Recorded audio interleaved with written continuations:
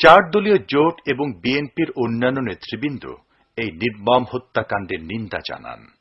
নৃশংসভাবে মানুষ হত্যা করতে পারে, কসাই ওইভাবে গরু জবাই করে না যেভাবে জামাত ইসলামী কর্মীদের উপরে হামলা চালানো হয়েছে।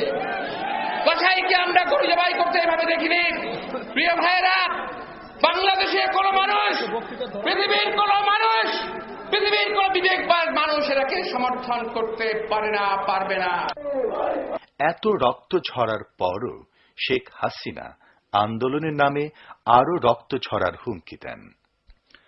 পুনর্গঠন না করে আবারও নির্বাচন করতে চেষ্টা করে, তাহলে হয়তো আবারও রক্ত ঝরবে, দেশকে সংঘাতের দিকেই তারা ঠেলে দেবে।